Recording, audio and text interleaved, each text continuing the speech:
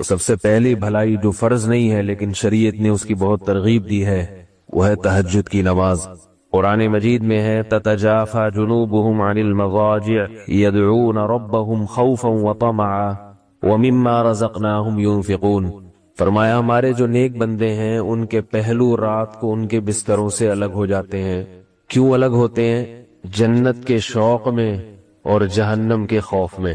یعنی ہمارے نیک بندوں کو جنت کی لالچ اتنی ہے، جنت چیز ہی ایسی ہے، اللہ نے اس کو اتنا حسین اور مزین بنایا کہ جب وہ جنت کا تذکرہ قرآن مجید میں پڑھتے ہیں، سنتے ہیں، تو کیا کرتے ہیں کہ رات کے آخری حصے کو غنیمت سمجھتے ہیں اور اس میں اپنے رب کے سامنے کھڑے ہو کر یدعون ربہم، رب کو پکارتے ہیں، خوفا و طمعا، جہنم کے خوف سے اور جنت کی لالچ میں۔ ایک اور مقام پر ہے ربنا اصرف عنا عذاب جہنم ان عذابها کان غراما، کہ رات کو یہ دعا مانگتے ہیں کہ اے اللہ ہم سے جہنم کے عذاب کو دور کر دیجئے، اس لیے کہ اس کا عذاب چمٹ جانے والا عذاب ہے۔ تو قرآن مجید میں بہت سارے مقامات پر تہجد کی نماز کی بے پناہ فضیلت وارد ہوئی ہے، اور احادیث میں آپ صلی اللہ علیہ وسلم کا اپنا عمل تو سب کو معلوم ہے کہ کھڑے کھڑے آپ صلی اللہ علیہ وسلم کے پاؤں مبارک سوج جایا کرتے تھے۔ ہم اتنی عبادت تو نہیں کر سکتے لیکن تھوڑی سی اس سنت کو زندہ کرنے کی کوشش کر سکتے ہیں۔ حدیث میں ہے، صحیح بخاری مسلم کی حدیث ہے، آپ صلی اللہ علیہ وسلم نے فرمایا نعم الرجل عبداللہ لو یصلی من اللیل، کہ عبداللہ بن عمر کیا ہی بہترین آدمی ہے اگر وہ رات کے حصے میں کچھ نماز پڑھ لے۔ ساری خیریں ہیں، ساری بھلائیاں ہیں، ایک چیز رہ گئی ہے، رات کے آخری حصے میں نماز نہیں پڑھتے۔ تو عبداللہ بن عمر کے بیٹے حضرت سالم فرماتے ہیں کہ یہ سننے کے بعد میرے والد نے، عبداللہ بن عمر نے، کبھی تہجد میں ناغا نہیں کیا اور بہت تھوڑا سوتے تھے، ہمیشہ پابندی سے رات کو تہجد پڑھتے تھے۔ ایک اور حدیث میں آتا ہے کہ آپ صلی اللہ علیہ وسلم نے ارشاد فرمایا افضل الصیام بعد رمضان شہر اللہ المحرم وافضل الصلاة بعد الفریضة صلاة اللیل، کہ سب سے بہترین مہینہ روزے کے لیے رمضان کے بعد محرم ہے، اور سب سے بہترین نماز فرض نماز کے بعد رات کی نماز ہے، فرض کے بعد سب سے افضل ترین نماز۔ ایک اور حدیث میں ہے رسول اللہ صلی اللہ علیہ وسلم نے فرمایا کہ حدیث کا مفہوم ہے کہ سب سے بہترین شخص اور سب سے بہترین گھرانہ وہ شخص ہے جو رات کے آخری حصے میں اٹھے اور اپنی بیوی کو بھی اٹھائے، بیوی نہ اٹھے تو اس کے پانی کے چھینٹے مارے، اور فرمایا وہ عورت بھی سب سے بہترین کہ جو رات کے آخری حصے میں نماز کے لیے اٹھے اور اپنے شوہر کو بھی جگائے، نہ جاگے تو اس کے پانی کے چھینٹے مارے تاکہ اس کی آنکھ کھل جائے۔ تو آپ صلی اللہ علیہ وسلم نے اہل خانہ کو بھی ترغیب دی ہے کہ میاں بیوی ایک دوسرے کو بھی اٹھائیں، لیکن یہ جب ہی ہے جب شوہر اپنے مزاج کا ہو عورت کے، یا بیوی شوہر کے مزاج، ورنہ آپ نے چھینٹے مارے، اس نے اٹھا کے مگا دے مارا آپ کے منہ پہ، بیلن اٹھا کے سر پھٹ گیا، تو ایسی صورت میں اوائڈ کرنا چاہیے، وہ خود ہی پڑھ لیں تو انشاءاللہ ثواب مل جائے گا۔ تو یہ بہت بڑی فضیلت ہے۔ آج کل لوگ مجھ سے وظیفے پوچھتے ہیں بہت فون کر کر کے کہ یہ کاروبار نہیں مل رہا، جو ہے رزق کی تنگی ہے، تو وہی عاملوں کے چکر میں پڑتے ہیں، کسی نے بندش لگا دی، کسی نے یوں کر دیا۔ تو قرآن میں اللہ کیا فرماتے ہیں کہ اللہ جس کے لیے رحمت کا دروازہ کھولے تو کوئی بند نہیں کر سکتا، اور جس کے لیے اللہ دروازہ بند کر دیں تو کوئی کھول نہیں سکتا۔ تو بندش سب ایسے ہی باتیں ہوتی ہیں۔ تو اصل کرنا کیا چاہیے؟ وظیفوں میں وقت برباد نہیں کرنا چاہیے۔ یہ جو وظیفے بتانے والے ہوتے ہیں نا، ان کے پاس کوئی دلیل نہیں ہوتی، بس ایک اندازہ ہوتا ہے کہ یہ کرنے سے یوں ہو جائے گا، یہ کرنے سے، ایک اندازے ہوتے ہیں۔ تو لوگوں کے اندازوں پہ اور ان کے اٹکل پہ اپنی صلاحیتوں کو، اپنے وقتوں کو کیوں برباد کر رہے ہیں؟ جو اللہ اس کے رسول نے جس چیز کی اہمیت بتائی ہو، جن وظائف کی یا جن اعمال کی، ان کی طرف توجہ دینی چاہیے۔ تو حدیث میں آتا ہے کہ رات کے آخری حصے میں اللہ آسمان دنیا کی طرف آتے ہیں اور فرماتے ہیں حل من مسترزقین اغفر حل من مسترزقین ارزق لا، کوئی ہے مجھ سے رزق مانگنے والا جسے میں رزق دوں؟ تو اس وقت اٹھ کے اللہ سے روزی مانگنی چاہیے۔ اے اللہ کاروبار نہیں ہے، گھر کے حالات دیکھ رہا ہے، تو نہیں ہو رہا پورا، تو میرے رزق میں برکت دے دے۔ تو بجائے ادھر ادھر اتنی دفعہ یہ پڑھو، اتنی دفعہ یہ پڑھو، جس کی کوئی دلیل نہیں ہے۔ تو اللہ کی نبی نے کیا فرمایا؟ اللہ آسمان دنیا پہ آ کے کہتے ہیں کوئی ہے رزق مانگنے والا؟ اور اللہ کہتے ہیں حل من مستغفر اغفر له، کوئی ہے مجھ سے گناہوں کی معافی مانگنے والا کہ میں اس کو معاف کر دوں. تو آخری حصے میں اللہ تعالیٰ خود مطالبہ کر رہے ہیں، کوئی ہے بھائی اٹھے مانگے میں دوں گا. تو ہم پڑے ہوئے سب سو رہے ہوتے ہیں اس میں. تو یہ بہت بڑی نیکی ہے، یہ بہت بڑی سنت ہے رات کے آخری حصے میں نماز پڑھنا. صحابہ تو بہت لمبی لمبی پڑھا کرتے تھے، اتنی ہم نہیں کر سکتے تو تھوڑا سا کر لیں. علماء نے لکھا ہے کم سے کم 2 رکعتیں یہ تہجد کی، کم سے کم. زیادہ سے زیادہ 8 بھی ہو سکتی ہیں عام معمول آپ صلی اللہ علیہ وسلم کا، اور اس سے بھی زیادہ ہو سکتی ہیں، لیکن وہ نہیں ہو سکتا تو 2 رکعتیں پڑھ لے انسان. اور حدیث میں آتا ہے کہ آپ صلی اللہ علیہ وسلم سے کبھی رات کی نماز رہ گئی تو پھر آپ دن میں پڑھ لیا کرتے تھے. تو یہ قضا تو نہیں ہوتی، نفل نمازوں کی قضا نہیں، صرف ایک معمول کا پابند رہے انسان. اس لیے آپ نے ترغیب دی ہے، رات کو رہ گئے تو دن میں آپ صلی اللہ علیہ وسلم نے 12 رکعتیں پڑھی ہیں تو دن میں پڑھ لے انسان. اور اگر رات کے آخری حصے میں اٹھنا بہت مشکل ہے یا ناممکن ہے تو آخری درجہ یہ ہے کہ عشاء کی نماز کے بعد وتر سے پہلے 2 نفل پڑھ لے انسان، بلکہ اس سے بھی پہلے یہ کہ سونے سے پہلے پڑھ لے. اور اس سے بھی اگر اتنی بھی نہیں ہوتی کہ بھائی نہیں سونے سے پہلے پڑھی تو میری تو نیند ہی اڑ جائے گی، یہ سستی ہوتی ہے، تو آخری درجہ کیا ہے، وتر سے پہلے 2 نفل پڑھ لے، اس نیت سے کہ تھوڑا سا یعنی تہجد کی نیت سے پڑھ لے تاکہ وہ ثواب پورا نہ بھی ملے تو کچھ انگلی کٹا کے ہی شہیدوں میں انسان نام لکھوا لے نا. یہ جو ہے کہا جاتا ہے نا انگلی کٹا کے شہیدوں میں نام، تو یہ اسی لیے ہے کہ بہت سے لوگ انگلی ہی کٹاتے ہیں اور وہ کچھ قربانی میں ان کا نام آ جاتا ہے. تو پورا کام نہیں ہو سکتا، تھوڑا سا کر لے، رات کا وقت بھی ہے اور عشاء کی نماز بھی ہو چکی ہے تو 2 رکعت اس نیت سے پڑھ لے. تو اصل تو وہی ہے کہ رات کے آخری حصے میں پڑھے.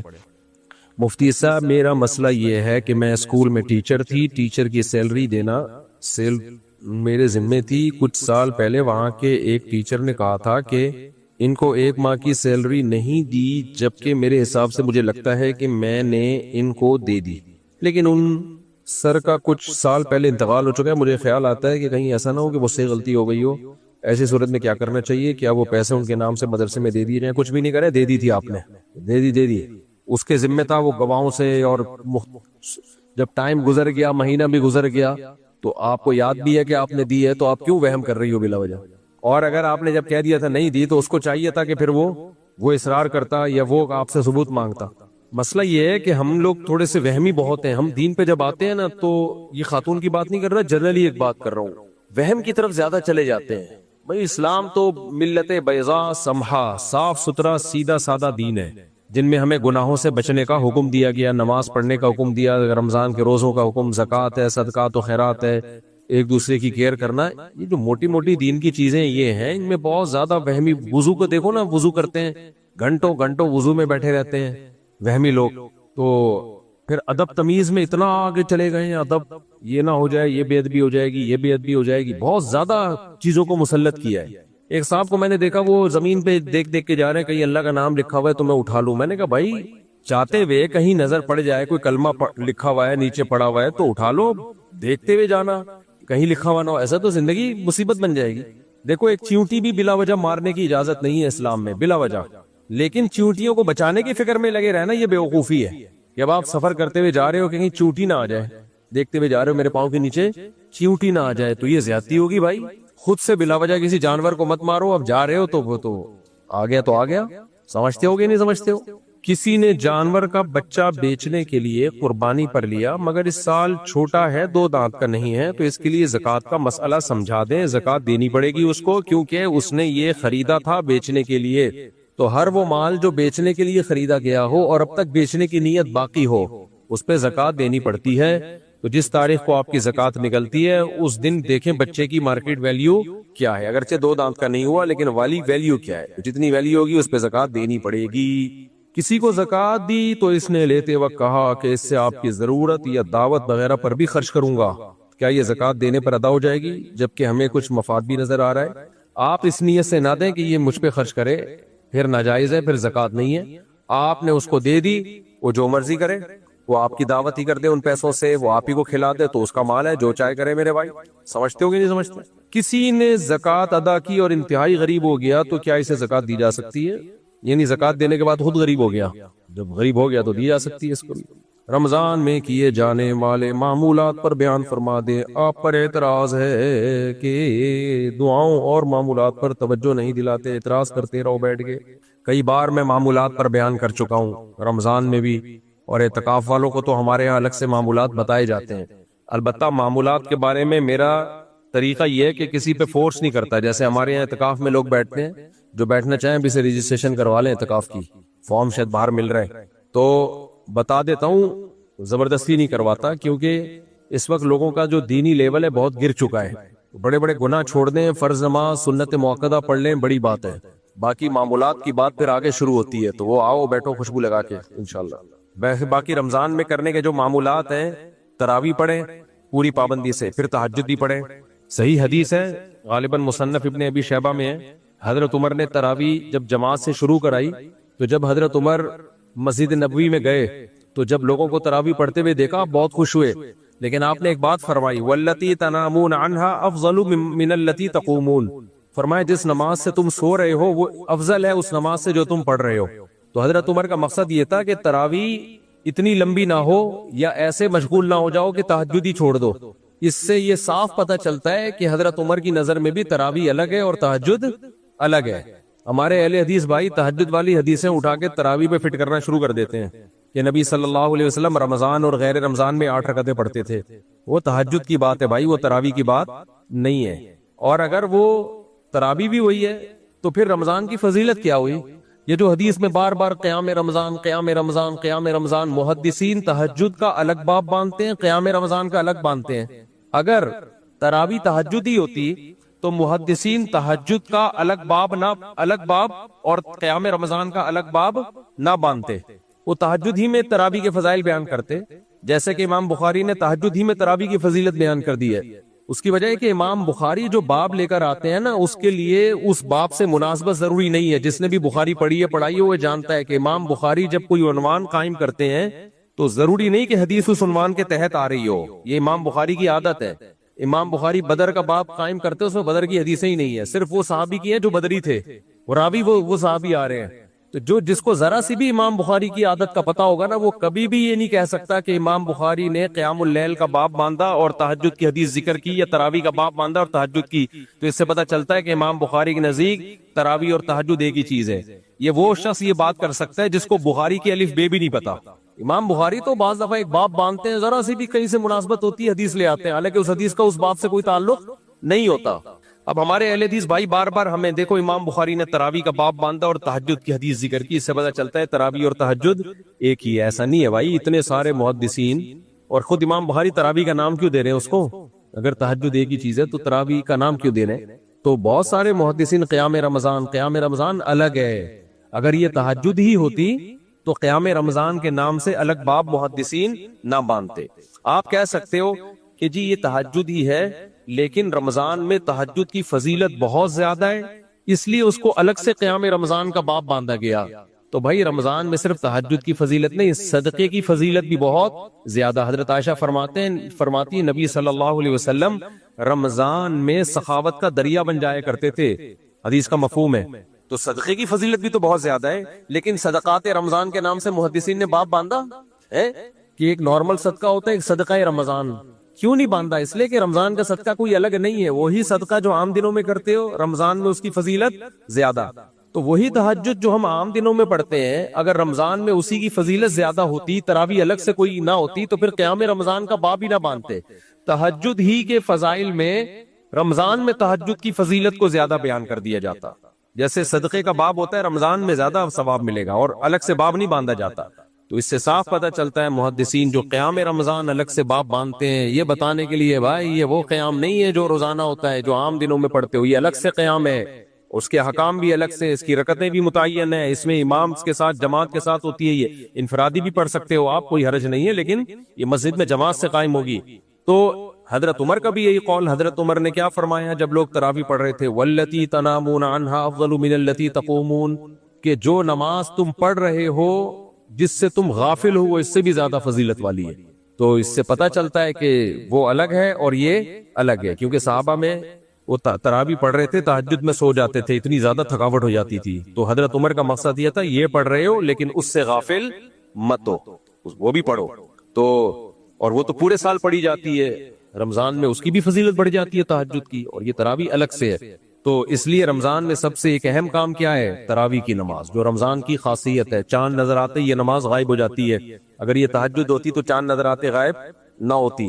تو میں اہل حدیث سے ایک بات پوچھتا ہوں کہ اگر یہ وہی ہے تہجد تو رمضان کی کیا فضیلت ہے نا؟ جو میرا اصل سوال تھا وہ دوبارہ ریپیٹ کر دیتا ہوں کہ آپ عام دنوں میں بھی 8 سنت اور رمضان میں بھی 8 سنت، بلکہ آپ نے تو رمضان میں تہجد کی ویلیو اور گرا دی۔ عام دنوں میں آپ رات کے آخری حصے میں پڑھتے ہو، رمضان میں آپ اول وقت میں پڑھ رہے ہو، تو رمضان کی ویلیو بڑھائی ہے یا گھٹا دی؟ اصل تو آخری وقت میں تہجد، رمضان میں آپ اول وقت میں پڑھ رہے ہو، تو یہ عجیب سی بات ہے یار۔ پھر رمضان کا کیا فائدہ ہوا؟ اس سے تو بہتر تھا کہ وہ آخر میں ہی پڑھتے رہتے آپ۔ تو اس لیے جب بھی آپ جمہور کے خلاف یا اجماع کے خلاف جاتے ہیں نا، تو آپ پہ کچھ ایسے ایسے سوالات کھڑے ہو جاتے ہیں جس کا آپ کے پاس جواب نہیں ہوتا، اس لیے جمہوری کی ماننے میں ہی خیر ہے، جبکہ وہ دلیل کے لحاظ سے بھی مضبوط ہے۔ تو رمضان کے معمولات بتا رہا تھا آپ کو۔ سب سے پہلا معمول کیا؟ روزہ تو رکھنا ہی ہے، اس کے علاوہ کیا کرنا ہے؟ تراویح۔ پھر اس کے علاوہ کیا کرنا ہے؟ رات کے آخری حصے میں اٹھے ہی ہوتے ہیں تہجد، جو کہ حضرت عمر نے تراویح شروع کی لیکن انہوں نے حکم دیا کہ تہجد کو مت بھولنا تراویح کی وجہ سے، تو تراویح الگ سے پڑھیں، وہ تہجد الگ سے پڑھیں آپ رمضان میں۔ تیسرا کام کیا کرنا ہے؟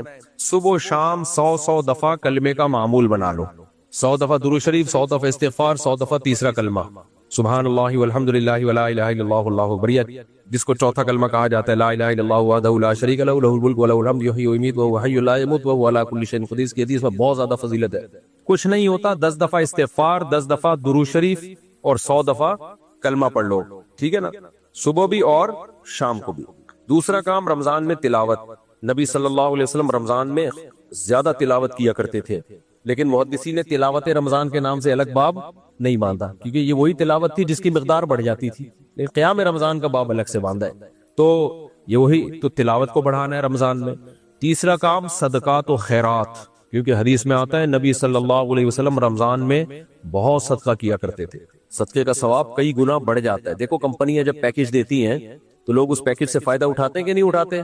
کیا خیال ہے بھائی؟ سیل لگی ہوئی ہے بھائی، فلاں اسٹور نے کیا کیا کہ بھائی سیل لگی ہوئی ہے، جو چیزوں کی قیمتیں 5000 تھی 2500 پہ آئی ہوئی ہیں، تو سیل سے لوگ فائدہ اٹھاتے ہیں۔ تو رمضان میں نیکیوں کی سیل لگی ہوئی ہے اللہ کی طرف سے، ایک ایک نیکی کا ثواب کئی گنا بڑھا کر دیا جاتا ہے۔ رمضان میں صدقہ کرو گے ثواب کئی گنا بڑھا دیا جائے گا۔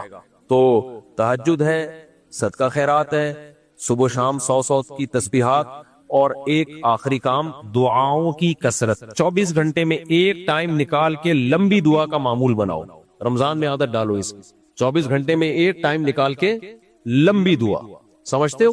اس میں یہ نہیں دیکھو قبول ہو رہی ہے کہ نہیں بھائی، ہمارا کام ہے مانگنا، مانگنے کی عادت ڈالو۔ دیکھو جو دنیا میں بھکاری ہوتے ہیں نا مانگنے والے، ان کو مانگنے کی عادت پڑ جاتی ہے۔ کیا خیال ہے؟ میں نے بھکاریوں کو کبھی نہیں دیکھا کہ بھیک مانگنا چھوڑی ہے انہوں نے، حالانکہ ان کو ضرورت نہیں بھی ہوتی، پھر بھی مانگنے کی عادت پڑ جاتی ہے۔ تو یہ انسان کو جب انسان سے مانگنے کی عادت پڑے تو یہ بہت بری بات ہے، لیکن اس سے اتنا تو پتا چلتا ہے کہ جو مانگتا ہے اس کو مانگنے کی عادت پڑ جاتی ہے۔ تو اسی طرح یاد رکھو جو اللہ سے مانگتے ہیں نا، ان کو ضرورت محسوس ہو یا نہ ہو، اللہ سے مانگنے کی ان کو عادت پڑ جاتی ہے۔ تو یہ بڑا خاندانی کام ہو جاتا ہے جب اللہ سے مانگنے کی عادت پڑ جائے، پھر ان کو سکون نہیں ملتا جب تک وہ مانگے نہیں۔ ہم نے اپنے بزرگوں کو دیکھا ہے، بات بات پہ دعاؤں کے لیے ہاتھ کھڑے کرتے ہیں، اتنی لمبی ہاتھ اٹھاتے ہیں، اتنی لمبی دعائیں مانگتے ہیں۔ کیا ہوا بھائی؟ گارڈ سے نہ الجھے، کیا کہہ رہے ہیں؟ اللہ خیر کرے یار۔ تو بائکیں 2 گاڑیاں چوری ہوئی ہیں ابھی جمعے کے بیان ہیں، اللہ خیر کرے۔ اگلے ہفتے ہم ایسا کرتے ہیں کہ 2-3 بندے کھڑے کر دیں گے انشاءاللہ جو بائکوں کی اور گاڑیوں کی حفاظت پہ مامور ہوں۔ تو کیونکہ کراؤڈ آج بہت زیادہ تھا، رمضان میں ہوتا ہے بہت زیادہ رش، تو یہ انشاءاللہ ہم بناتے ہیں اسی ہفتے یہ کر لیں گے تاکہ یہ گاڑیاں چوری اور بائکیں چوری کی شکایت نہ آئے۔ باقی وہ کیمرے میں دیکھ لیں، جو کیمرے لگے ہوئے ہیں وہ انشاءاللہ دکھا دیں گے، اس میں یہ تو پتا چل جائے گا نا کہ اچھا چلے۔ مفتی صاحب اسلام 360، ہاں دعاؤں کی کثرت، سمجھ رہے ہو کہ نہیں سمجھ رہے؟ دعائیں کثرت سے مانگیں۔ یہ کہہ رہے ہیں مجھے آپ اسلام 360 اپلیکیشن میں قرآن کے ترجمے تو بتائیں کہ کن کن اشخاص نے کیے، مگر حدیث کے ترجمے کس نے کیے یہ نہیں پتا، اور جو حدیث اصحاب پر یا ان کے خلاف دی جاتی ہے ان کے ترجمے بہت عجیب ہوتے ہیں، ایک بار ضرور دیکھیے گا۔ اسلام 360 نے کسی چیز کی ذمہ داری نہیں لی ہے، اس نے کہا بھائی میں نے مختلف اسکالرز کے ترجمے ڈال دیے ہیں، اب کون سا ترجمہ ٹھیک ہے کون سا غلط ہے یہ آپ کا ہیڈک ہے، یہ میرا ہیڈک نہیں ہے۔ تو وہ تو بری ذمہ ہو گئے تو ابھی آپ خود سوچو، علماء سے پوچھ لو بھائی اس کا یہ ترجمہ بنتا ہے کہ نہیں بنتا، جس عالم پہ آپ کو اعتماد ہو۔ عرض یہ کرنا ہے کہ اگر کوئی شخص مسجد میں عشاء کی نماز ادا کرنے جائے اور امام صاحب تراویح کی نماز کے لیے کھڑے ہو جائے تو اس صورت میں وہ شخص کیا کرے؟ اس سوال کا جواب ہے کہ امام اہل حدیث نے یہ دیا کہ وہ امام کے ساتھ تراویح میں شامل ہو جائے، اس نیت کے ساتھ کہ وہ عشاء کی فرض نماز ادا کر رہا ہے، اور جب امام سلام پھیرے تو اپنی تیسری اور چوتھی رکعت کرے۔ آپ اس بارے میں کیا رائے ہے؟ یہ ٹھیک نہیں ہے، نفل کے پیچھے فرض نماز کی اجازت نہیں ہے۔ وہ لوگ ایک حدیث سے استدلال کرتے ہیں کہ ایک صحابی رسول پہلے نماز پڑھتے تھے پھر آ کے اپنی قوم کو بھی نماز پڑھایا کرتے تھے، تو ہمیں نہیں پتا وہ پہلی والی نماز فرض ہوتی تھی یا پہلے والی ہو سکتا ہے نفل ہوتی ہو، تو ہمارے نزدیک یہ جائز نہیں ہے۔ آپ عشاء اپنی الگ پڑھ لیں اور پھر امام کے ساتھ تراویح میں شامل ہو جائیں۔ مفتی صاحب اگر نماز پڑھتے ہوئے ذہن گندا ہو جائے بے دھیانی میں، اور کوئی سوال پوچھنا ہو کسی نے؟ دیکھو یہ جو شہوانی خیال آتے ہیں اور اس سے جو خطرہ وغیرہ نکل جائے، اس سے غسل فرض نہیں ہوتا، اس سے وضو ٹوٹ جاتا ہے آپ کا، دوبارہ وضو کرنا پڑے گا۔ سب میرا یہ سوال تھا، جب نکاح کے دوران قریب نکاح کے دوران لڑکی سے پوچھا جاتا ہے کہ قبول ہے قبول ہے، تو طلاق کے دوران کی پوچھا نہیں جاتا لڑکی؟ بہت اچھا سوال کیا بھائی نے، کہہ رہے ہیں نکاح کرنے سے پہلے لڑکی سے پوچھا جاتا ہے کہ قبول ہے قبول ہے، طلاق کے وقت کیوں نہیں پوچھا جاتا کہ قبول ہے؟ یہی اسی بات کا جواب ہے کہ عورت کے پاس یک طرفہ خلا کا حق نہیں ہے۔ یہ خود اس کی بہت بڑی دلیل ہے کہ اگر حق ہوتا تو اس سے بھی قبولوایا جاتا۔ تو طلاق کا حق اللہ نے مرد کو دیا ہے، اس کو یہ رائٹ دیا ہے کہ وہ چھوڑنا چاہے تو چھوڑ سکتا ہے، باقی اس کو اپریشیٹ نہیں کیا تو باقی اس میں حکمتیں کیا ہیں، مصلحتیں کیا ہیں۔ کل میرا وہ خلا والا کلپ نہیں جو جہلم والی سرکار کے خلاف میں نے چلایا تھا، اس کا بیچ سے کسی نے کلپ کاٹ کے چلایا ہوا تھا، اتنی گالیاں عورتوں نے مجھے دی ہوئی کہ یہ تو ہے ہی عورتوں کے خلاف، یہ تو ہے ہی ایسا، یہ تو ہے ہی۔ ایک آدمی نے ڈنگ کی بات لکھی ہوئی تھی کہ اگر عورت کے پاس یہ حق آ گیا تو جو تھوڑے سے مرد شادی شدہ رہ گئے وہ بھی رنڈوے ہو جائیں گے۔ تو شکر کرو نہیں عورت کے پاس ڈیورس کا حق، اور عدالتوں کے پاس بھی نہیں، جج اپنی بیوی کو طلاق دے سکتا ہے، دوسروں کی بیویوں کو طلاق نہیں دے سکتا۔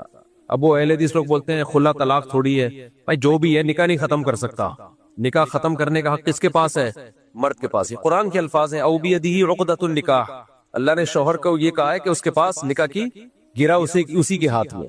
اب اہل حدیثوں نے بھی وہ انجینئر والی باتیں شروع کر دی ہیں۔ ایک تو اہل حدیثوں میں پتہ ہی نہیں چلتا ان میں کوئی ریلائبل مفتی ہے کون، اور میں نے پورا مدلل دلائل سے کلپ ریکارڈ کروایا، اس کا کوئی جواب نہیں دے رہے، فوراً بس ان کے پاس ایک ہی منجن ہوتا ہے، یہ تو حنفی ہیں، یہ تو مقلد ہیں۔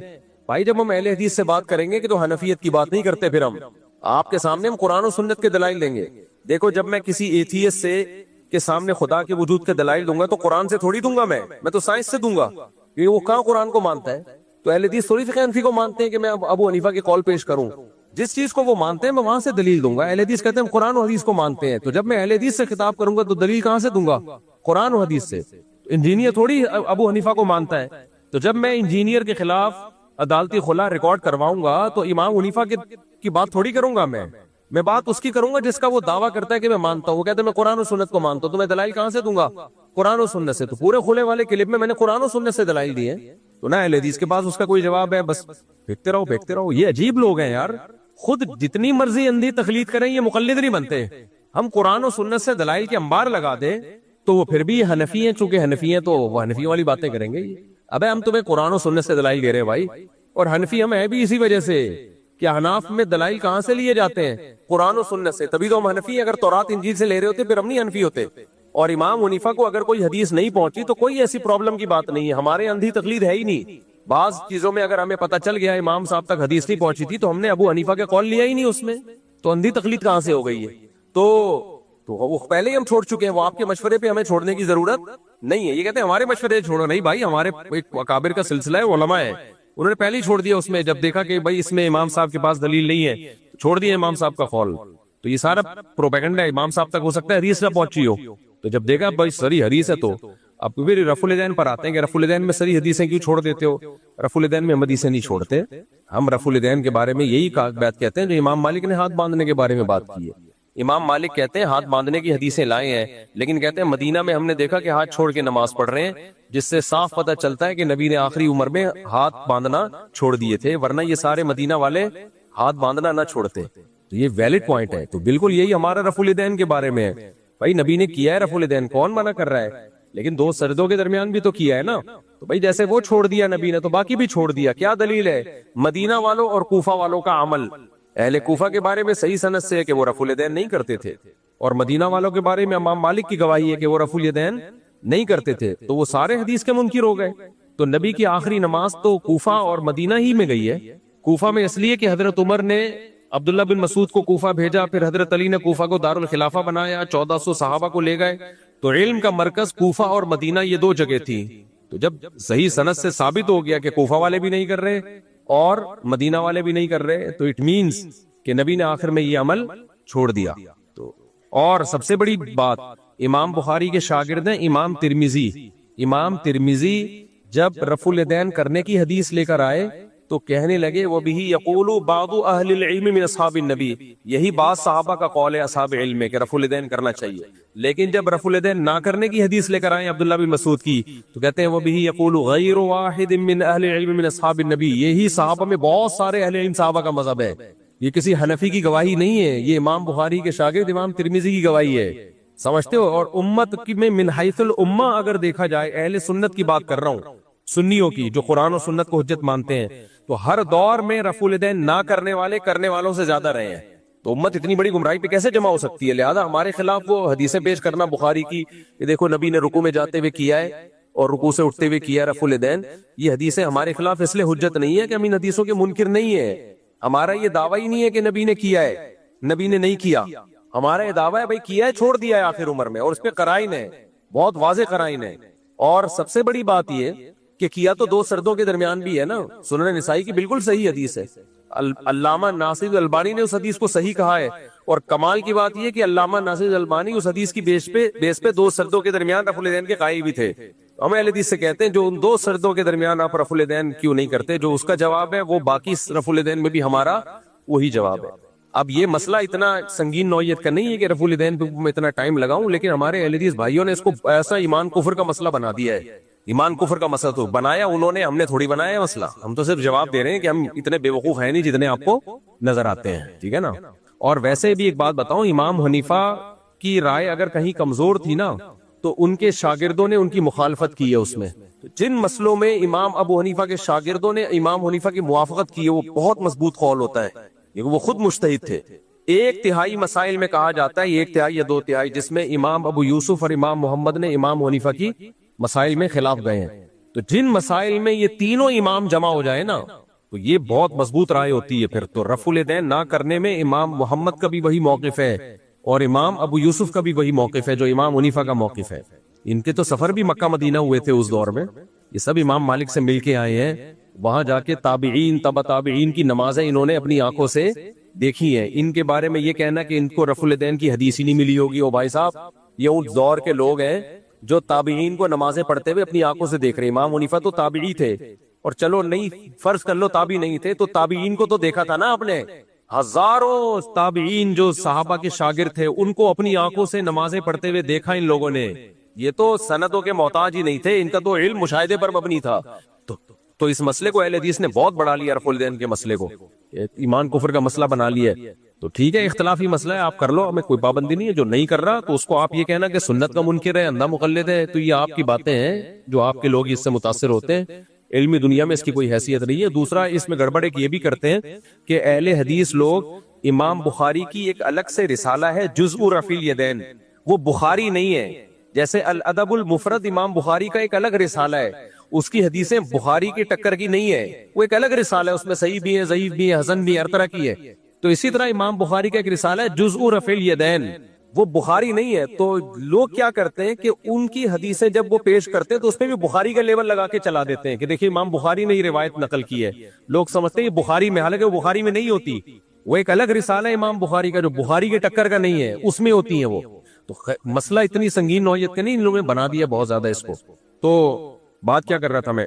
ہاں تو وہ خلا کی بات کر رہا تھا، انہوں بھائی نے طلاق کا مسئلہ پوچھا نا، تو خلا وہ میرا پورا کلپ گیا ہے، وہ ابھی بیچارے وہ زبیر صاحب ہیں، وہ خلیل الرحمان صاحب کیا نام ہے، قاری خلیل الرحمان، ان کا بھی کلپ آ گیا کہ عدالت بھی خلا دے سکتی ہے، خلا عورت کا رائٹ ہے، رائٹ کا یہ مطلب کہ جب چاہو عورت لے سکتی ہے، گناہگار ہوگی لیکن ہو جائے گا خلا۔ پھر وہ حافظ احمد صاحب ہے، ان کا بھی، میں تو ان لوگ کو بڑا پڑھا لکھا سمجھتا تھا، کیا حافظ زبیر احمد، میں نے کہا یہ کس طرح کی باتیں کر رہے ہیں، بالکل ہی سطحی باتیں اور دلائل بھی سطحی۔ تو میرا کلپ چلا ہے، اس کو بھی چلائے آگے، کیونکہ لوگ اس سے گھر ٹوٹ رہے ہیں بھائی، اس سے مجھے کوئی اہل حدیث سے کوئی بوجھ نہیں ہے، لیکن گھر ٹوٹ رہے ہیں اس سے، بیڑا غرق ہو رہا ہے، عورتیں اٹھ کے جا رہی ہیں عدالت سے ٹھک ٹھک ٹھک۔ گرل فرینڈ بوائے فرینڈ میں فرق کیا رہ گیا؟ میاں بیوی اور گرل فرینڈ بوائے فرینڈ میں اگر عورت کے پاس بھی یہ رائٹ ہے، شریعت نے عدالت کو اتنے اختیارات دے دیے کہ ہماری بیویاں بھی ہمارے نکاح سے جب چاہیں خارج کر دے۔ بھائی تم کہاں سے آئے ہو یار تم؟ تو خلا دو طرفہ معاہدہ ہے، حدیث سے بھی پتہ چلتا ہے اور یہ معاہدہ ہے قرآن سے بھی پتہ چلتا ہے، اجماع امت سے بھی پتہ چلتا ہے۔ تو اس لیے کبھی بھی ان چیزوں دلائل کے نا اس سے متاثر نہ ہوا کریں، اس کی صرف الفاظوں کے بکھیڑوں سے۔ ڈیپ میں جا کے طلاق ثلاث پہ جب میں بات کرتا ہوں، قرآن و سنت کے حوالے دیتا ہوں، صحابہ کے حوالے دیتا ہوں۔ وہ میرا کون سا تفسیر کے لیکچر میں، میرے جو تفسیر کے لیکچر ہے نا مفتی طارق مسعود اسپیچز، اس میں لیکچر نمبر 100 سے لے کے 107 تک 7 لیکچر سے 3 طلاق کے مسئلے پر ہیں۔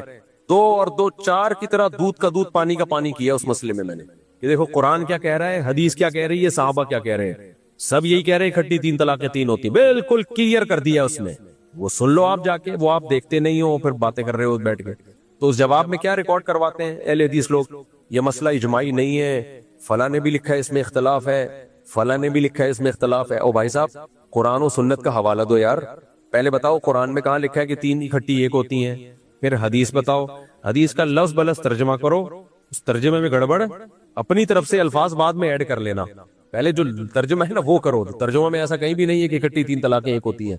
تو خیر کہاں سے کہاں بات چلی گئی۔ تو عورت کو اس لیے قبولنے کا حق نہیں ہے کہ یہ رائٹ اللہ نے نکاح ختم کرنے کا کس کو دیا ہے؟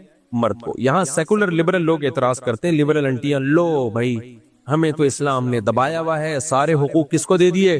مردوں کو دے دیے۔ بھائی یہ اللہ نے آپ کے فائدے کے لیے مرد کو طلاق کا رائٹ دیا ہے، کیونکہ اگر آپ کو بھی رائٹ دے دیا جاتا نا تو پھر آدمی آپ کو گرل فرینڈ کے طور پر، آپ اس کا بیہیویئر آپ کے ساتھ گرل فرینڈ کے طور پر، اس کو پتا ہوتا ہے کہ کبھی بھی چاہے مجھے چھوڑ کے جا سکتی ہے۔ وہ ٹائم پورا کرتا، ٹائم پاس کرتا، ٹیشو پیپر کی طرح یوز کرتا آپ کو، وہ جیسے گورے کرتے ہیں۔ گورے 50 سال میں شادی کرتے ہیں اور بڑی وفا بتاتے ہیں، ایکچولی ہم کتنے اچھے ہیں، دیکھو ہم نے جب شادی کی تو نبھایا ہے۔ کم وقت تم 50 سال کے بڈھے ہو گئے، نبھا کے کیا تیر مار دیا تم نے یار۔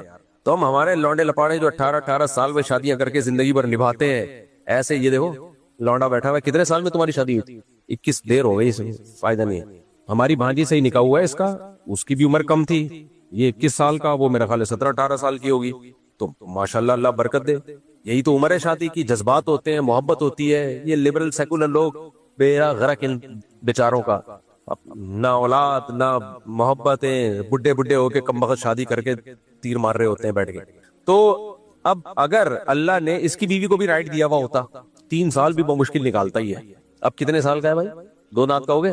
اچھا، تو بھائی کیونکہ آدمی کہتا ہے بھائی کسی بھی وقت چھوڑ کے جا سکتی ہے، تو انسان اپنی جس چیز کے یہ احساس ہوتا ہے نا میری ہے، میری ہے، اس سے محبت بھی کرتا ہے۔ تبھی تو کرائے کے مکان کا بیڑا غرق کیا جاتا ہے، اور اپنے مکان کو کیسا بنائے؟ جو ٹھیکیدار اپنے لیے جو گھر بناتا ہے اس میں سریا بھی پورا ڈالے گا، اس میں اگر آپ دیوار پہ کیل ٹھوکو گے تو پلستر گرے گا بھی نہیں۔ دوسرے کے لیے جو بنائے گا اس کا دیکھا کیسے بیڑا غرق کرتا ہے۔ کرایہ دار کو گھر دو، بیڑا غرق کر کے بیڑا غرق کر دے گا وہ۔ تو جب آپ کو پتا ہے کہ یار کسی بھی وقت جا سکتی ہے، بے شک ابھی کتنی محبتوں کے دعوے کر رہی ہے لیکن اس کے پاس بھی رائٹ ہے، تو پھر آدمی کہتا ہے ٹائم پاس کرو میرے بھائی، ٹیشو پیپر کی طرح یوز کرے گا، بس اپنی جنسی خواہش کے لیے رکھے گا اس کو۔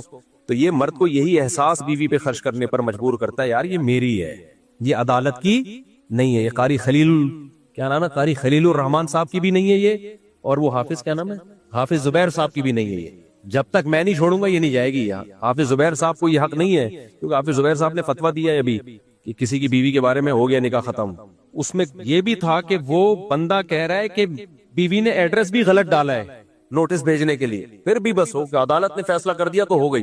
تو یہ اللہ نے ایک ہی تو چیز ہے میرے بھائی جس پہ ہمیں کنٹرول دیا ہے۔ ہاں اگر آپ ظلم کر رہے ہیں تو ظلم میں کورٹ کو تنسیخ نکاح کا حق حاصل ہوتا ہے، اس کے بیسک رائٹ ہی پورے نہیں کر رہے، کیونکہ وہ رکھیل تو نہیں ہے نا، ہے تو بیوی۔ تو آپ اگر بیسک رائٹ پورے کر رہے ہو پھر کوئی نہیں چھڑا سکتا آپ کو اس سے۔ کسی کے باپ، خدا نے کسی ماں نے ایسا کوئی بچہ آج تک کوئی جج جنا ہی نہیں ہے، کسی ماں نے آج تک کوئی ایسا جج جنا نہیں ہے جو آپ کا نکاح ختم کرا دے۔ اگر ختم کرائے گا تو پاکستان کے قانون میں ہوگا، خدائی قانون میں وہ ختم نہیں ہوگا۔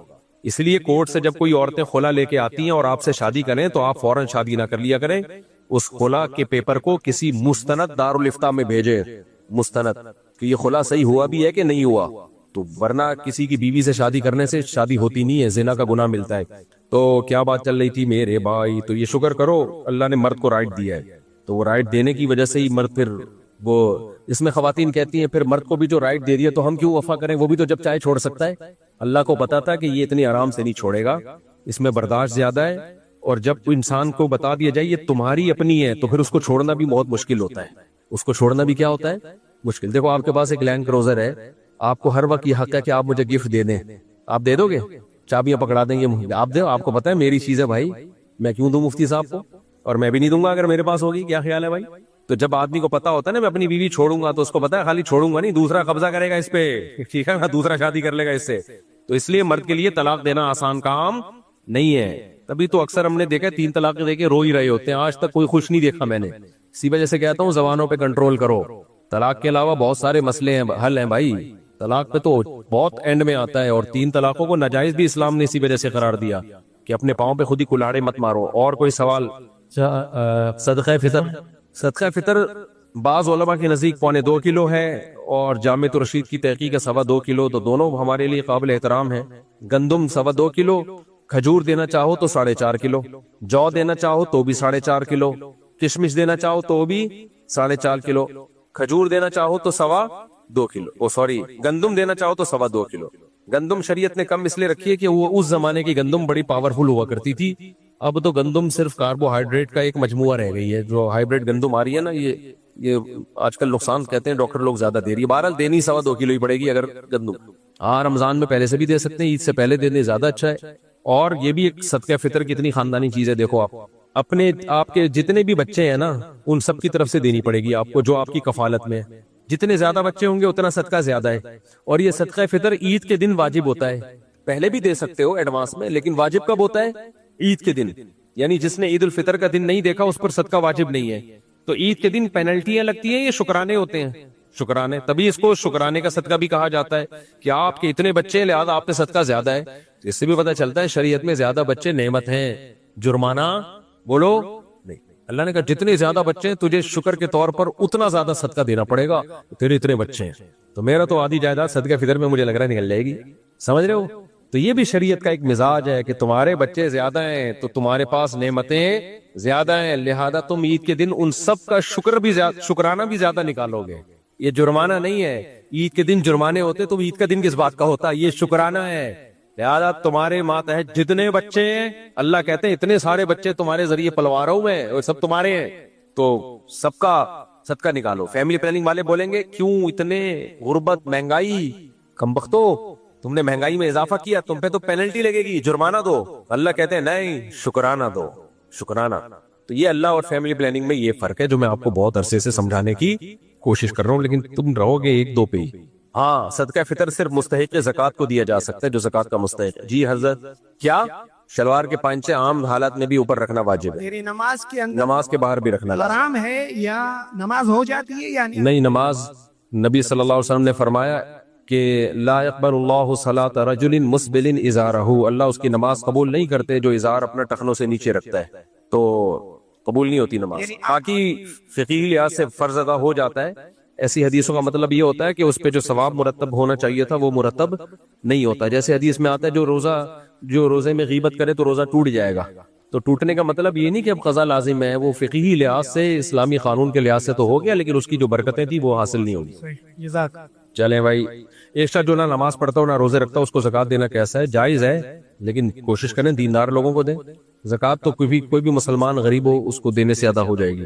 ہاں صدقہ کرتے ہوئے کہہ رہے بھائی کہ لوگ 7 دفعہ سر پہ سے گھماتے پھر کرتے ہیں, جائز نہیں ہے. آپ بس دل میں نیت کر لیں کہ میں صدقہ دے رہا ہوں اور اللہ تو میری مصیبتوں کو, پریشانیوں کو اس سے دور کر دے. کوئی بیمار ہے صدقہ کرنا چاہ رہے ہیں, اللہ میں صدقہ کر رہا ہوں تو میرے بیمار کو تو ٹھیک کر دے, ایک دعا ہے. اس کو گھمانا ویسے یہ بیکار بات ہے. السلام علیکم. اگر عورت نے روزہ رکھا اور مینسز ہو گئے تو روزہ توڑ سکتی ہے؟ جی, جب عورت کو نے روزہ رکھا اور مینسز آ گئے روزے کے دوران تو روزہ ٹوٹ گیا, اس کا کھانا پینا شروع کر دے وہ. لیکن اگر مینسز تھے اور روزہ نہیں رکھا, مینسز کی وجہ سے روزہ چھوڑ دیا, اور روزے کی دوران روزہ جب چھوڑا ہوا تھا اور مینسز بند ہو گئے تو پھر اس پر کھانا پینا ناجائز ہو جائے گا اس کے لیے. اگرچہ روزہ تو نہیں ہوا کیونکہ صبح صادق سے تو روزے نہیں ہے نا, دوپہر 12 بجے مینسز بند ہو گئے, تو چونکہ پاک ہو گئی ہے تو اب اس کو روزے داروں کی طرح رہنا لازم ہو گیا ہے. تو اب اس کے لیے کھانا پینا جائز نہیں ہے، لیکن یہ روزہ قضا کرنا پڑے گا کیونکہ صبح سے تو روزہ نہیں تھا نا اس کا. یہی حکم مسافر کا ہے کہ کسی نے سفر میں روزہ نہیں رکھا، کھا رہا تھا، اور اس دوران وہ اپنے شہر میں داخل ہو گیا تو اب مقیم بن گیا ہے. اب چونکہ مقیم بن گیا ہے تو رمضان میں اب اس پہ افطاری تک روزے داروں کی طرح رہنا لازم ہے اس کے اوپر. اب وہ کھا پی نہیں سکتا کیونکہ مقیم بن گیا ہے نا، تو مقیموں والے حکام ہوں گے. ہاں قضا بھی کرے گا بعد میں، لیکن افطاری تک اب اس کے لیے کھانا پینا جائز نہیں ہے، وہ روزے داروں کی طرح رہنا لازم ہے اس پر. السلام علیکم مفتی صاحب، میرا سوال یہ ہے کہ جیسے جماعت کے بیچ میں اگر آپ کا وضو ٹوٹ گیا تو آپ وہیں پہ اس کو نماز کو پورا کریں گے یا وہاں سے باہر کیسے نکلیں گے؟ پیچھے والوں کی نماز خراب نہیں ہوگی؟ نماز کے دوران وضو ٹوٹ گیا تو نکل جائیں، پیچھے والوں کی نماز بھلے خراب ہو جائے، صف توڑ کے نکل جائیں. اچھا، ایک سوال اور یہ ہے کہ حیض کے دوران جو عورت مصحف کو قرآن نہیں چھو سکتی، اگر قرأت کرنا چاہے وہ بھی نہیں کر سکتی؟ نہیں، دل میں ناپاکی کی حالت میں قرآن مجید کی تلاوت جائز نہیں ہے. دعائیں پڑھ سکتی ہے قرآن کی، آیت الکرسی، سورہ فلق، سورہ ناس، یہ رقیہ کی نیت سے، دم کی نیت سے پڑھی جا سکتی ہیں. تسبیحات ہیں، درود شریف ہیں، باقی ساری عبادتیں ہو سکتی ہیں. جی حضرت. سب قولی طور پہ آپ نے کہا کہ ٹھیک ہے پارا کالج اور عمل کب ہوتا ہے، لیکن ایک چیز کو جو مجھے لگتا ہے جی ہمارا عمل دین کے اندر کم ہو چکا ہے، لیکن ایک چیز میں تو میرا ذاتی خیال ہے میں کم علم ہوں، اور وہ ہے جہاد.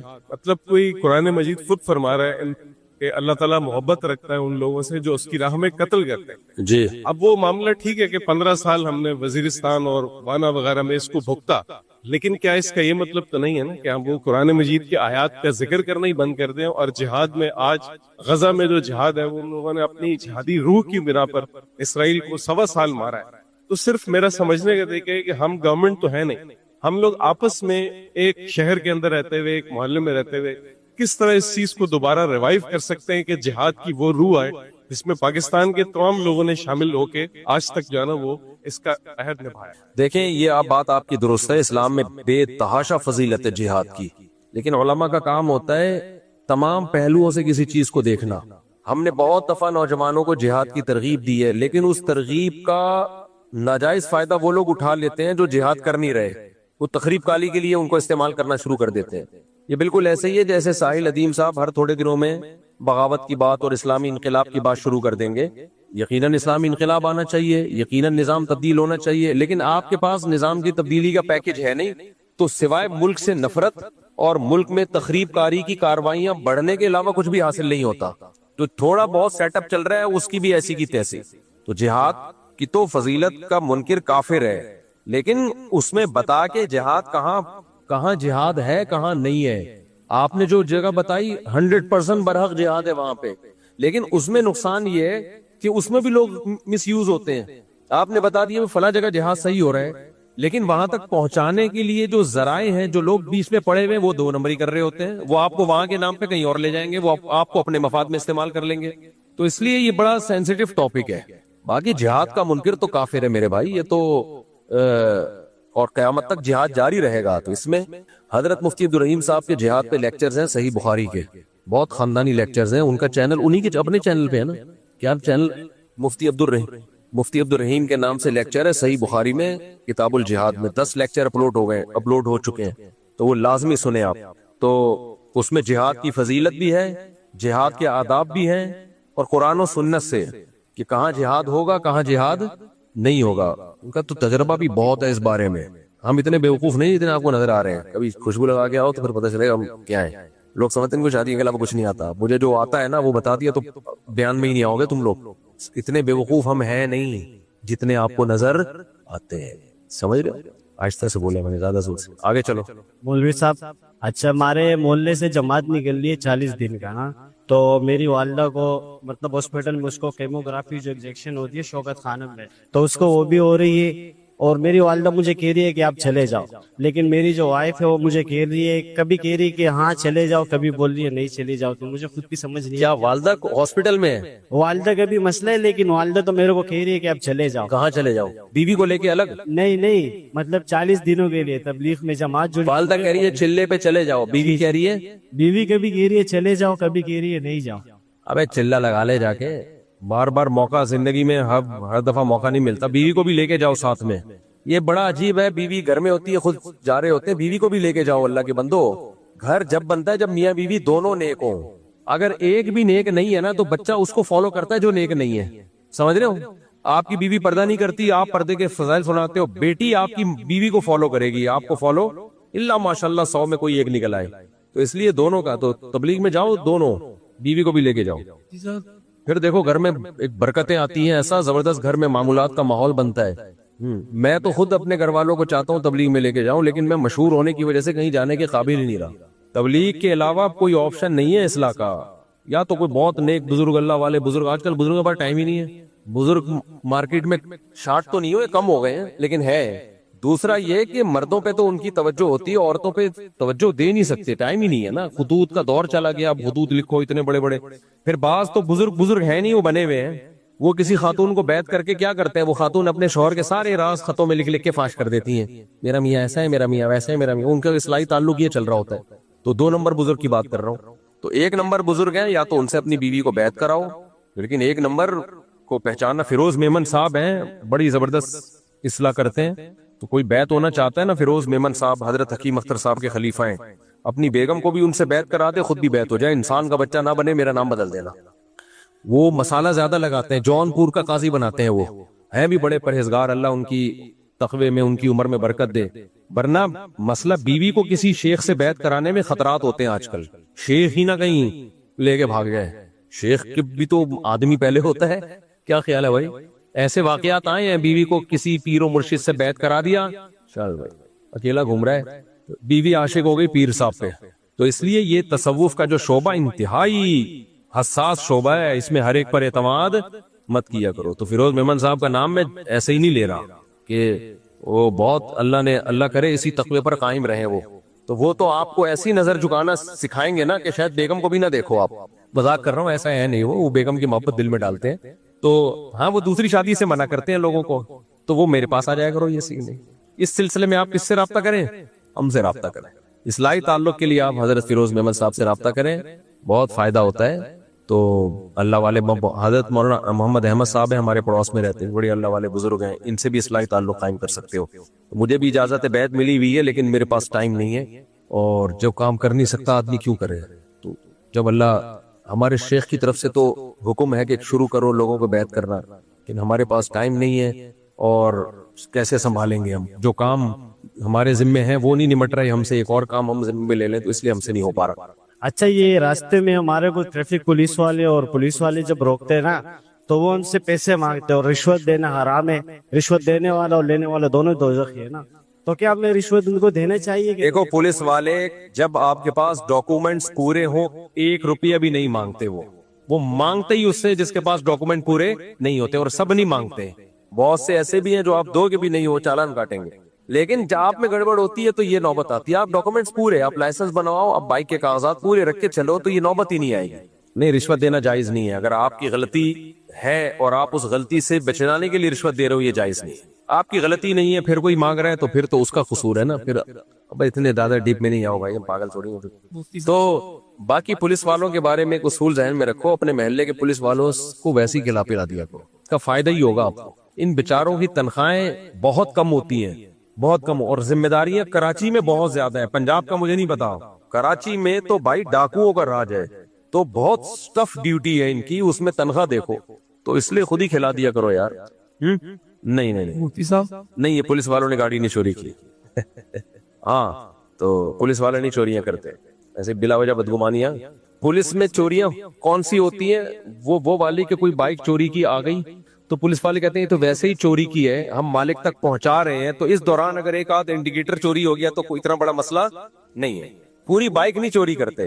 بائک تھانے میں کھڑی ہے تو پھر کہتے ہیں جب بھائی مالک کو اتنا ہم نے ریکوری کرا دی کہ پوری بائک مل رہی ہے, تو 2 انڈیکیٹر تو ہمارا حق بنتا ہے نا. تو وہ ہو سکتا ہے کوئی وہاں سے ہیڈ لائٹ نکال کے لے جائے اور کوئی انڈیکیٹر وغیرہ نکال کے لے جائے, تو اس میں بھی یقین نہیں ہوتا کہ پولیس والوں نے نکالا ہے. ہو سکتا ہے ان کے استغفر اللہ کسی اور نے نکالا ہے, میں کہہ رہا تھا ان کے تعاون سے. تو یہ بھی ضروری نہیں ہوتا کہ ہو سکتا ہے کسی کوئی چرسی نکال کے لے گیا ہو. تو اس میں بھی بدگمان مت ہو. پولیس سے ویسے بھی بدگمان ہونے سے پولیس کو کوئی نقصان نہیں ہے, تمہیں ہی نقصان ہے, کیونکہ وہ پولیس سے ہے. اس سے بنا کے ہی رکھنی پڑے گی تمہیں, تو عزت سے جیو گے. پولیس والوں سے نہیں بنائی تو تمہارا ہی بیڑا غرق ہوگا بھائی, کیونکہ وہ کس میں ہے, وہ پولیس میں ہے, تم تھوڑی پولیس میں ہو. مفتی صاحب یہ آج کل یہ کنڈے پہ جو اے سی لگا رہے ہیں, صحیح ایک بندہ تھا, نام نہیں لوں گا, اس نے یعنی کنڈے پہ نا لوگوں کو پانی دے رہا تھا, پانی, کنڈے پہ پانی, ہاں نا, بجلی کی. اچھا, پھر میں نے اس کو بولا یار یہ تو صحیح نہیں ہے, مجھے پتا چلا, میں نے تو ٹینکی پوری خالی کر دی.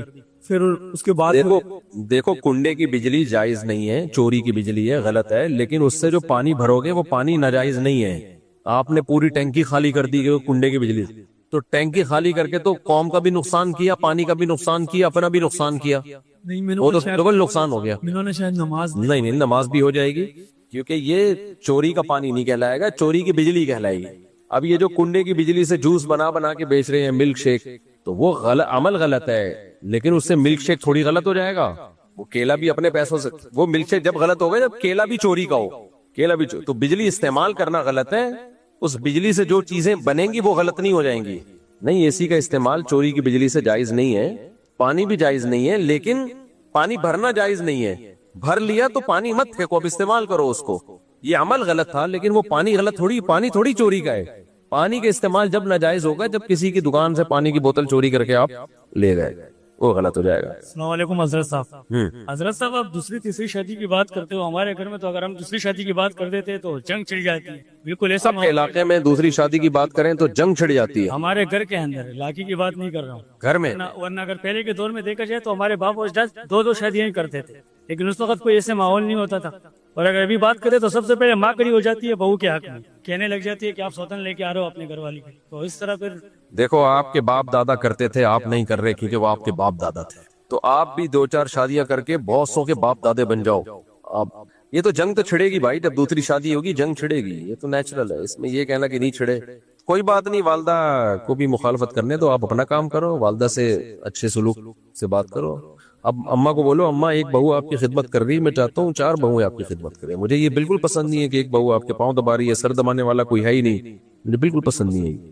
اسٹائل چینج کرو تھوڑا سا.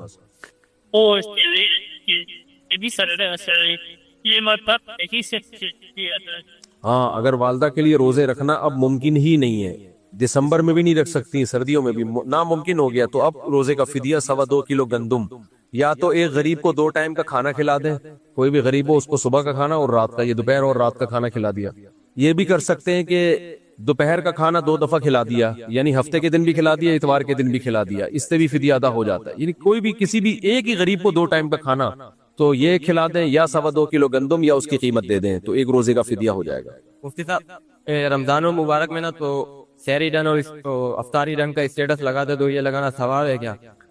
کیا سحری اور افطاری کا اسٹیٹس لگانے دو یار, لوگوں کو انجوائے کرنے دو یار. نہیں, وہ ثواب کی نیت سے لگاتے ہیں, میں نے اس لیے پوچھا. ثواب تو نہیں ہے کوئی ثواب نہیں, بس لوگوں کو شوق ہوتا ہے آپ دیکھنے کا, کیا پکایا تم نے. ہر آدمی کا اپنا ایک, اپنی بیویاں نہیں دکھاؤ بس. ہمیں فیملی ولاگ سے بھی کوئی تکلیف نہیں ہے, لوگ اپنی سحری بنا رہے ہوتے ہیں, دکھا رہے ہوتے ہیں, افطاری اچھا ہے, لوگوں کو انٹرٹینمنٹ کا ایک موقع مل رہا ہے, لوگ انجوائے کر رہے ہیں, تو کرنے تو کیا جا رہے ہیں. اگر آپ سحری بنا رہے ہو, سموسے بنا رہے ہیں, پکوڑے بنا رہے ہیں, دنیا کو دکھا رہے ہیں, دنیا دیکھ رہی ہے, لائک کر رہے ہیں, کوئی ناجائز نہیں ہے یہ. تو فیملی ولاگ میں بھی کوئی ناجائز چیز نہیں ہے, لوگوں کو خوش ہونے تو, اسٹریس ختم ہو رہی ہے لوگوں کی, لوگ رمضان کو انجوائے کر رہے ہیں. کیا دیکھیں گھروں میں کیسے سحری بنتی ہے. اب لوگ کہتے ہیں غریب آدمی کیا کرے, تو غریب آدمی نہ دیکھے وہ, کیونکہ اب غریب کو بچانے کے لیے امیروں کے پکوڑے سموسے ہی بند کر دیں تو وہ بھی غریب ہو جائیں گے نا. پھر بھائی غریب تو جب امیر کو دیکھے گا تو وہ تو غریب کو یہ کہا جائے گا کہ یار اللہ کا شکر ادا کرو, جو اللہ نے تمہیں دیا وہ بہت ہے. ہاں, غریب کو دکھا کے کھانا غلط ہے. یہ دیکھ سموسہ دیکھا کبھی تو نے, یہ میں کھا رہا ہوں, یہ دیکھ پکوڑا, یہ غلط ہے. کیا آپ اس کو سڑانے کے لیے کر رہے ہو یہ کام؟ تو اس لیے لوگ جو اگر رمضان کے ولاگ بنا رہے ہیں, سحری افطاری, تو کوئی حرج نہیں ہے, رمضان کو انجوائے کرنے دو. ہمارا ایک مقدس مہینہ ہے, اس سے اسلام کی بہاریں دیکھنے کو ملتی ہیں. ہمیں اعتراض فیملی ولاگ پہ نہیں ہے, ہمیں اپنی خوبصورت بیویاں دکھانے پر ہے. جس کمبخت کا چینل نہیں چل رہا ہوتا اپنی خوبصورت بیوی لا کے نمائش, اصل میں وہ لوگ پکوڑا نہیں دیکھ رہے ہوتے, وہ پکوڑے کھانے والی دیکھ رہے ہوتے ہیں. پکوڑے لوگوں نے بہت دیکھے ہوتے, اور وہی داڑھی مونچھوں والا آئے گا, کوئی بھی نہیں دیکھے گا. تو یہ بغیرتی ہے بھائی, اپنی بیویاں دکھا کے اور اپنی خوبصورت لڑکیاں دکھا کے, خوبصورت بیویوں کے ہی چل رہے ہوتے. تو خوبصورت بیویاں, خوبصورت جوان لڑکیاں پھر ادھورے کپڑوں میں, سلیو لیس کپڑوں میں انہی کو ایکسپوز کر رہے ہوتے ہیں, تو وہ غلط ہے. اچھا اگر لڑکی کے سسرال والے لڑکی سے بات چیت بند کر دیں اور لڑکی بار بار کوشش کرے پھر بھی وہ لوگ رابطہ نہ رکھیں تو کیا قطع تعلق کر سکتے ہیں؟ سسرال کی ایسی کی تیسی سالے کی بہو کو چاہیے ساس سے بنا کے رکھے، ماں کی طرح سسر سے بنا کے رکھے، اپنی بھابھیوں سے بھابھیاں کہہ رہا ہوں نندوں وندوں سے بنا کے رکھے، کوشش کرے ایک دفعہ سوری کر لی، معذرت کر لی، پھر بھی نہیں منہ نہ تفاوت تمہاری ایسی کی تیسی۔ جب کوئی آدمی سوری کر لے نا، معذرت کر لے، پھر نہیں بنتا کہ پھر آپ منہ بنائیں اس سے۔ سوری کرنا اس زمانے میں بہت مشکل کام ہے بھائی، لوگوں میں تکبر ہے، کوئی معافی نہیں مانگتا۔ اگر کسی نے معافی مانگ لی، ایکسکیوز کر لیا، تو بھائی غلطی ہر ایک سے ہوتی ہے۔ وَخَيْرُ الْخَطَّائِينَ التَّوَّابُونَ، بہتر خطا کار وہ ہیں جو سوری کر لیں۔ جب سوری کر لی ختم، پھر بھی سسرال منہ چھڑا کے بیٹھا ہوا ہے تو یہ سسرال نہیں ہے، اسرائیل ہے یہ۔ بال بناؤ، بہو کا فائدہ یہی ہے کہ سسرال سے بنا کے رکھے، وہ اس میں فائدہ یہ ہے بھائی۔ شوہر بچے بڑے ہو جاتے ہیں، شوہر بوڑھا ہو جاتا ہے، ٹائم گزر جاتا ہے، پھر وہ بہو ہی کی حکومت ہوتی ہے اس گھر میں، تو اس لیے تھوڑا بہت ساسوں کو برداشت کر لینا چاہیے۔ ساسیں ہمیشہ نہیں رہتی، اور جو ساس جتنی ٹینشن والی ہوتی ہے مرتی بھی وہی ہے جلدی۔ جو خوش اخلاق ساس ہوگی وہ دیر سے مرے گی، جو ہر وقت بہو کو ٹینشن دے کے رکھتی ہے تو اس کا مطلب وہ خود بھی ٹینشن میں، تو وہ مرے گی بھی جلدی۔ تو ایسی بہوؤں کو میں کہتا ہوں یہ تھوڑے دن کی بات ہے، یہ خود ہی مر جائے گی برین ہیمریج سے، تو برداشت کر لو تھوڑے دن، پھر اس گھر میں تمہاری حکومت ہوگی۔ طلاقیں لے لے کے بھاگنا اور پھر سسرال کو ٹینشن دینا اور پھر یہ اور وہ، اس سے کیا ہوگا؟ طلاق یافتہ عورت ہو جاؤ گی، پھر دوبارہ شادی میں مسائل، پھر وہ بہت دفعہ وہ عزت نہیں ملتی طلاق یافتہ کو۔ تو ابھی کنواری چھڑی چاڑ گئی تھی، بنا کے رکھو سسرال میں اپنی۔